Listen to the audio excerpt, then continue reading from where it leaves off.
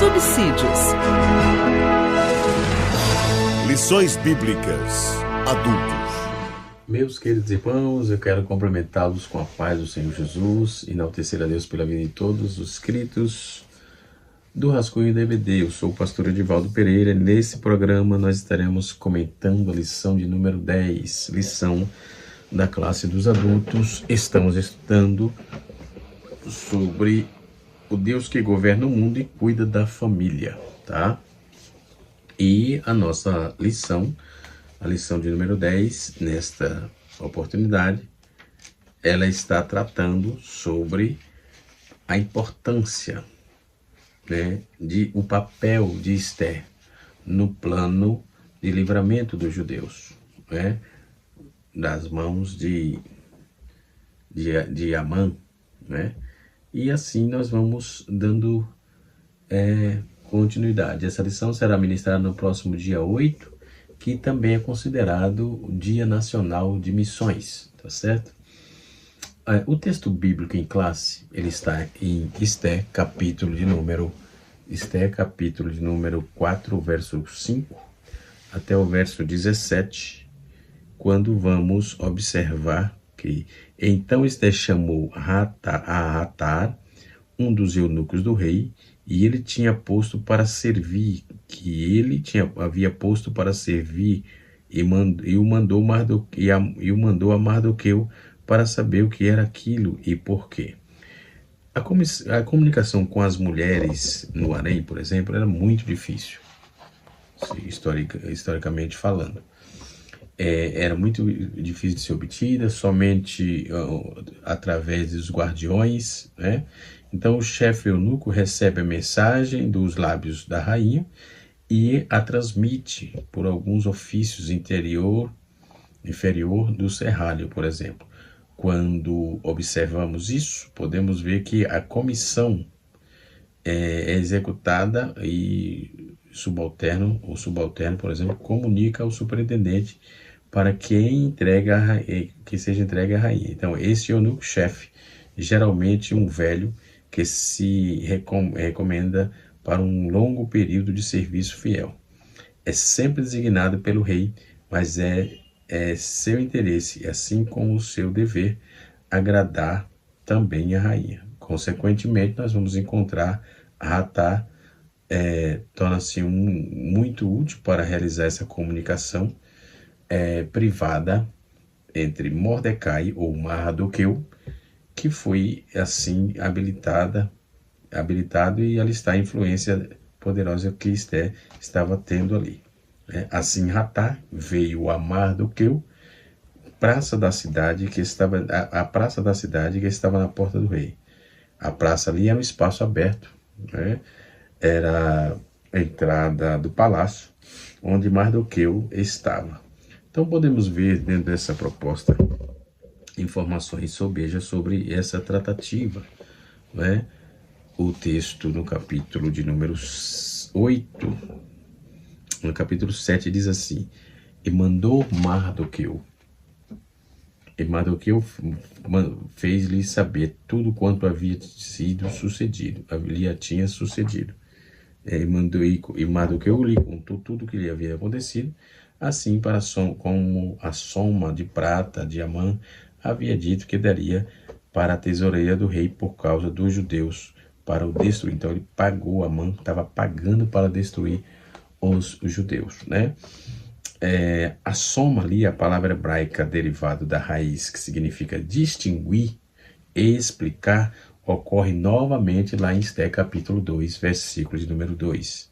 Capítulo 10, versículo 2. Então o relato completo fala da grandeza de Mardoqueu. Então o que Amã havia dito que daria? Esther capítulo 3, no seu verso 11.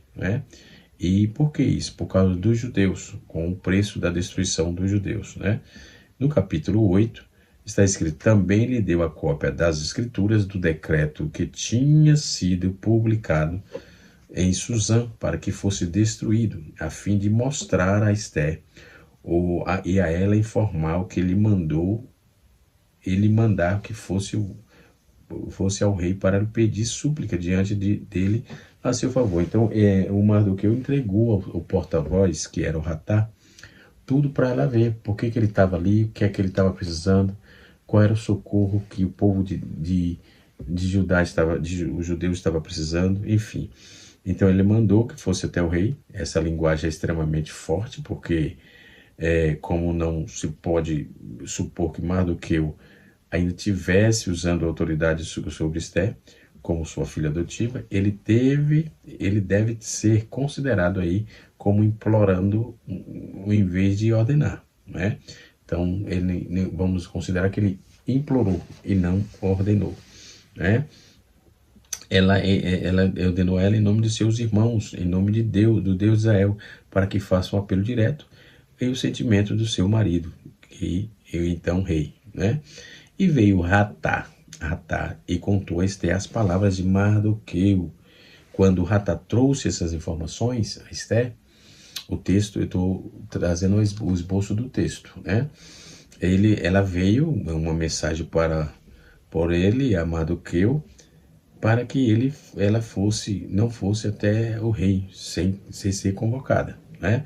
Ela ordenou e o encarregou Mardoqueu. Isso, em outras palavras, disse que se segue, capítulo 4, verso 11, todos os servos do rei, todas as províncias do rei, isto é, todos os oficiais e súditos do rei, saiba que com respeito a todo homem ou mulher que entrar ao rei no pátio interno, que não é chamado, ou seja, é uma mesma lei para ele, para matá-lo, exceto aquele que o rei estendeu o cetro de ouro para que viva. Então não podia entrar lá sem ordem, tá? Preceder com nominativo, por exemplo, né? Essas são as seguintes das duas cláusulas que vamos ver relativas aos que sucederam ali, né? Que foi o predicado à cultura e a mesma lei estava intrínseca dentro desse contexto, né? Esté capítulo 5, verso 1, diz que a lei que todo aquele que entrasse espontaneamente deveria ser morto. Então, estava sujeita apenas a uma execução, né? Exceto aquele com quem o rei estendesse o cetro, aparecendo apenas no livro, lá no capítulo 5, verso 2, e no capítulo 8 de Esté, verso de número 4. Né? Mais frequentemente, em caldeus siríaco, significa resistir, estender para a direção dele. Então, a forma aramaica é cetro. Assim, a presença real já havia sido dificultando por um decreto emitido por Dijóquenes, o Herodes, no caso, no capítulo 1, verso 9. Entre as peças, nenhuma exceção, tá? Nenhuma exceção foi autorizada a aproximar ao rei, que provavelmente ou possivelmente, previamente, aliás, foi anunciada, né? Primeiro, nós vamos ver que qualquer que entrasse sem aviso, a punição era a morte, a menos que o rei estendesse o cetro, né, para que atendesse, que desse atenção, né? E assim podemos observar. Então, Esté diz assim, e Esté respondeu a Hatá e mandou-lhe dizer a Mardoqueu, né? Mandou dizer o quê? A versão bíblica fala que deu-lhe comando, mas embora a palavra original muitas vezes tenha um sentido aqui de compor expressão, não é a ordem para transmitir a comunicação, né? Mas que essa comunicação foi feita, que se segue, né? No capítulo 11 diz assim, e todos os servos do rei das províncias do rei sabem que todo homem ou mulher para entrar no pátio interno na presença do rei, sem ser chamado, sua sentença é a morte. A não ser ao que se ele estender o cetro de ouro, para que vivas, e nesses 30 dias não fui chamado para vir o rei. Ela tinha já 30 dias sem ser chamada para que ouvisse o rei. Ali estava a oportunidade, né? Ali estava a oportunidade. Então, um homem ou mulher que entrasse no pátio sem autorização real ia ter problema, e o problema era uma execução, era a morte. Então, os reis persas, por exemplo, eles cercavam Está escrito dentro do contexto histórico que ele cercava de um círculo quase intransponível, de forma que a lei aludida foi promulgada pela primeira vez por dois deuses, rei da Mídia, né? Depois, quando os impérios foram unidos e adotados pelos persas, né?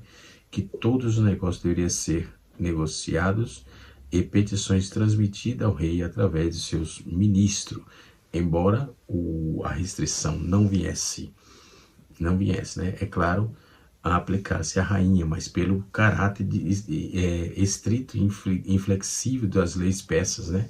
Como as leis tinham, isso já estava gerando um problema, né? E essas leis inflexíveis, né? Pelo extremos, né? O desejo de exaltar o caráter, majestade do soberano. Então, por isso que essas leis eram tão rígidas, né? Até mesmo a esposa favorita não tinha o privilégio de entrar, exceto a favor especial de indulgência. Esther estava sofrendo com severidade dessa lei, e como não de se admirar, por um mês inteiro na presença do rei, ela não tinha motivo de temer as afeições, né, reais, e tivesse aí alienado dela, né? Ela tinha pouca esperança de servir a causa do seu país nessa terrível emergência. Então, aí houve um plano contundente. Eu estou lendo o texto primeiro porque é um assunto muito importante. E contaram a Mardoqueu estas palavras de Esther, né? Quando Esther disse que foi relatado a Mardoqueu, ele enviou uma mensagem de volta para ela. Desta vez, a recuperação e a libertação surgiram de um outro lugar, mas você e a casa de seu pai serão destruídas. Quem sabe se você alcançar a realeza, porque você alcançou a realeza por um tempo como este, pelas palavras, não penses que será salva na casa do rei mais do que todos os judeus. Ou seja, o único de todos os judeus, Mardoqueu, não repreende Esther por ser indiferente, né, ao destino dos seus compatriotas, mas sim chama atenção para o fato de sua própria vida estar em perigo, né? Então, isto é evidente, fica evidente, dentro da cláusula da lei: se você calar, não interceder pelo povo, né? Isso aí foi Mardoqueu que disse: pelo seu povo, a ajuda virá de algum outro lado, né? É igual, vamos ver isso em Êxodo capítulo 8, versículo 11, né? Da libertação, da restrição, essa restrição opressiva. Levanta-te, usado no acordo, no costume posterior, que está escrito lá em 1 Crônicas 20, versículo 4, né? Então, o pensamento e a nação judaica não pode parecer a sua continuidade a garantia dessa promessa divina. Se você não arriscar nada em sua segurança, Deus terá liberdade, mas a destruição virá sobre você e sua família. Então, Mardoqueu não falasse de Deus, né, e nem fosse, embora ele não falasse, nem faça alusão diretamente à sua assistência, ele ainda fundamenta suas esperanças de preservação do seu povo, conforme está escrito em Esther 4, verso 14, né? E o verso 13 diz assim: Então Mardoqueu disse que respondesse a Esther: Não penses a tua alma que escapará da casa do rei, mas que todos os judeus. Vejamos que Mardoqueu já estava dizendo que ela também não ia escapar, que o rei não ia ser misericordioso com ela, né? Sua resposta foi para esse efeito, né? Esther não precisava se entregar à vã esperança que ela escaparia dessa conexão, né? A desgraça geral da sua raça, com que ele, por exemplo, Mardoqueu, estava confiante e acreditava em Deus, que interromperia o que aconteceu, claro. Mas há um projeto, há um plano, né? Esther tem um lugar muito importante, fundamental nessa história, né? Não através dela, mas por algum outro libertador do seu povo. Mas que o dever, evidentemente, recaía sobre ela, pois havia aí grandes razões para acreditar que ela era o desígnio da providência, né? De sua elevação, da dignidade da rainha. Portanto, ela deveria ir com o coração corajoso, sem duvidar do sucesso. E no versículo 14, que é proposto pela nossa lição, diz assim: porque te calarás agora? Haverá alívio e libertação para os judeus, e de outra parte, porém tu e a tua casa, teu pai perecerá. A quem sabe isso para tempo com este te chegasse a ser rainha? O alívio aqui não ocorre de nenhum outro lugar, né? Então nós encontramos verbos correspondentes que significa colocar em grande, dar liberdade para se mover sem obstrução. 2 Samuel capítulo 22, verso 37, Salmos capítulo 18, verso 36, diz assim: tu alargarás os teus passos debaixo de mim. Salmos 4, verso 1. Tu me engrandecestes quando eu estava angustiado. De outra parte, por exemplo, não significa simplesmente de uma parte humana, como Judas Macabeu enviou uma embaixada para Roma para pedir ajuda, né? Na opressão grega, por exemplo, em 1 Macabeus, capítulo 8, verso 17. Para quem não conhece Macabeus, está no livro dos Apócrifos, né? Mais tarde, quando seu irmão Jonatas se candidatou no mesmo bairro, com o mesmo objeto, né? Nós podemos ver em 1 Macabeus 12, versículo 1, a referência aqui, embora velada, a primeira recipiente desse livro, a regência divina, ela que está trabalhando por meio de terrenos ou não. Então, Israel não pode perecer, porque já estava escrito. Macabeus é livro apócrifo, tá? Que circulou naqueles dias e tem uma importância também para fatores de estudos, né? Porém, tu e a tua casa e teu pai perecerás. Esta inatividade envolveria não apenas ela, mas a família em ruínas. Assim, ela não tem nada a esperar dessa alternativa que garante a sua morte e dos outros. E aí se arriscar por causa disso tudo, né? Talvez compare com essa expressão em Joel capítulo 2, verso 14, com Jonas capítulo 3, versículo de número 9. E vejamos então todo o contexto. Podemos observar que no capítulo 5, né, está escrito assim: e aconteceu, pois, que no terceiro dia Esther se vestiu de vestes reais e se pôs no pátio da casa do rei, de frente ao aposento do rei, que estava sentado em seu trono real, no aposento real, em frente à porta do aposento, né? Podemos observar. Então, esse vestido não era apenas natural, mas sim as ocasiões altamente apropriadas. É conveniente que a rainha se decore com um estilo, tornando-se uma posição exaltada, né? Em ocasiões ordinárias, ela poderia razoavelmente lançar seus encantos, né? De maior vantagem possível, mas na ocasião presente, como já desejava assegurar o favor de alguém, né? Então, que esse alguém que sustentava o duplo caráter de seu marido e suas considerações soberanas, né? Públicas ou privadas, né? Podemos ver uma consideração de sua segurança pessoal, não menos de que a preservação de seu marido. Os compatriotas condenados incitaram-lhe a propriedade de usar todos os meios legítimos para se recomendar o aviso favorável a sua. Então o rei estava sentado no seu trono. O palácio do rei Persa parece ter sido construído com muito mais da mesma qualidade de descrição, né? Com um claustro avançado em frente ao portão, feito de forma de uma grande cobertura, apoiada às pernas ou um ou dois pilares contínuos, né? De frente ou então no centro, enfim, em estruturas abertas, assim. Você imagina como esse meio desses dois guarda-conselheiros que estão, né, que eram no caso a Bas Shaus e Cadiz e outros grandes oficiais acostumados a distribuir justiça e a tratar assuntos políticos dentro da província, né?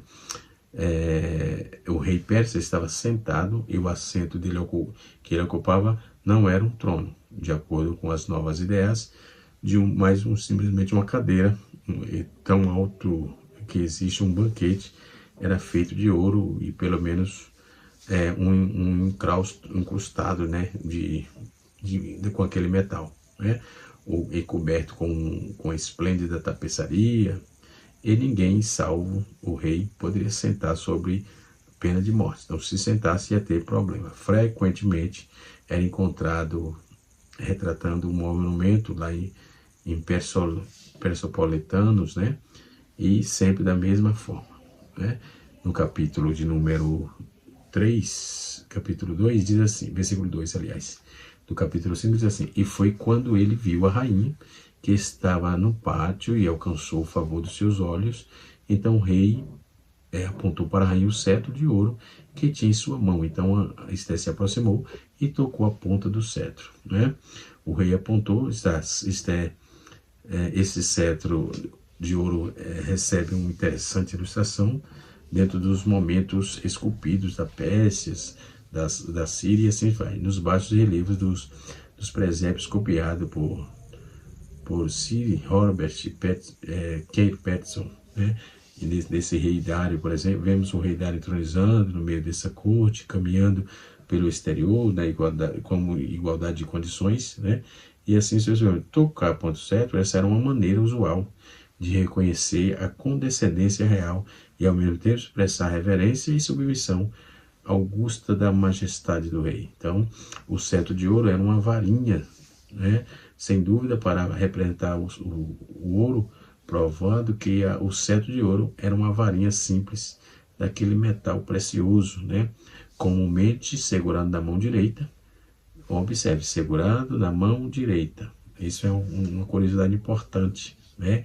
Com uma extremidade apoiada no chão e o rei estava sentado ou andando.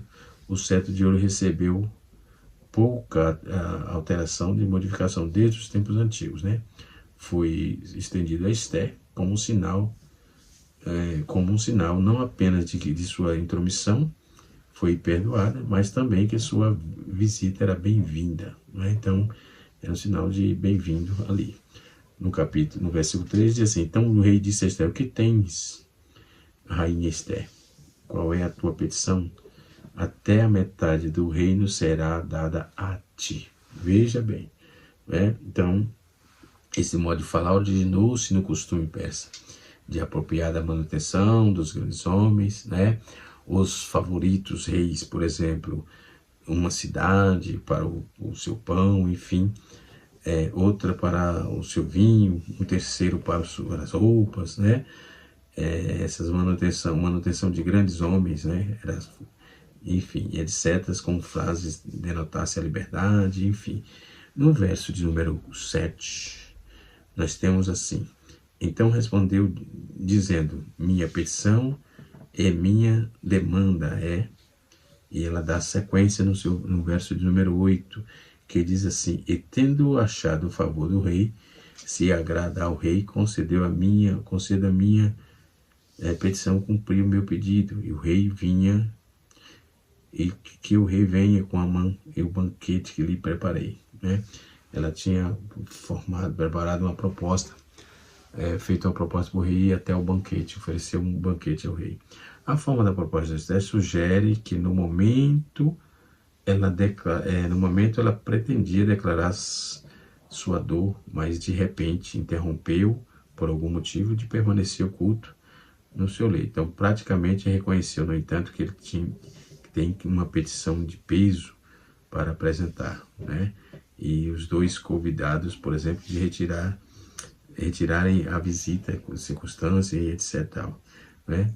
O rei venha com a mão para o gabinete que eu preparei. O rei comeu sozinho, seus convidados, em um salão contínuo, mas foram admitidos para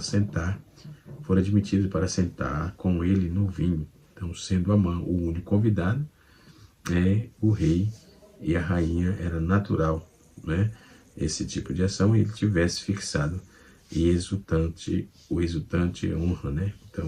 Então Amã saiu daquele dia contente, alegre de coração, porém quando viu Mardoqueu na porta do rei e que ele não se levantava nem se movia para ele, Então Amã se encheu de raiva, de furor. Após o rei, retomado por Mardoqueu na sua antiga posição, que indica que ele havia tirado suas roupas de luto, né?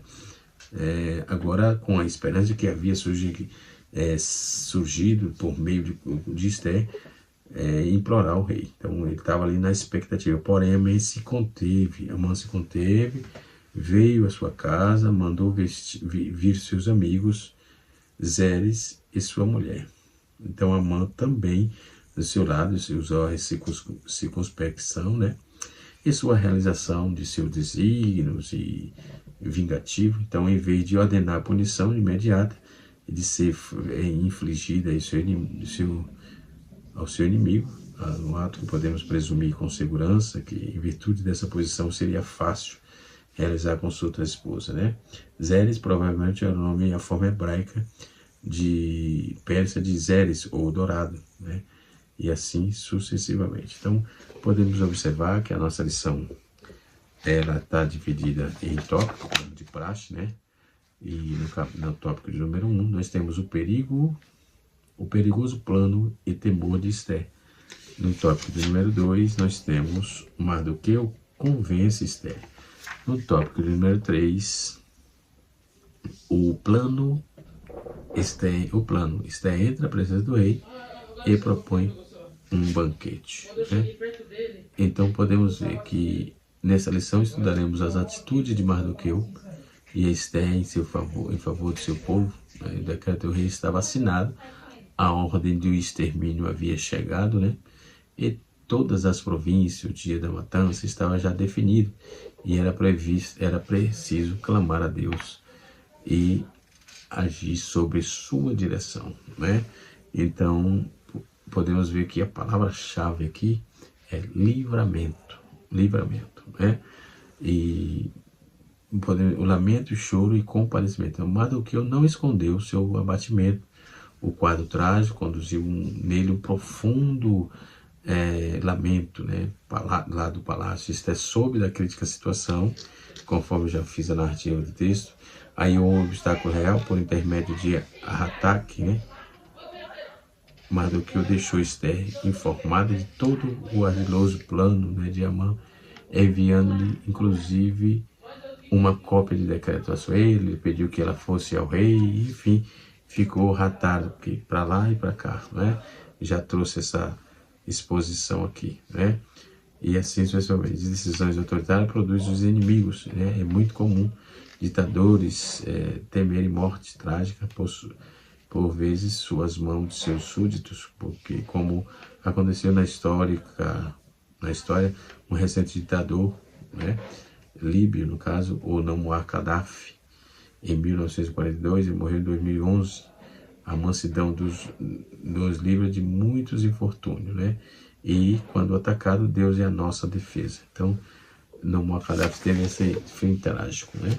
No tópico de número 2, nós vamos ver que Mardoqueu convence Esther. Naquele leve trás de recado, ela acabou se convencendo, confiando na providência divina. Esther apresentou a Mardoqueu sua impossibilidade ao dirigir-se ao rei. Nos 30 dias ela não havia sido chamada, né?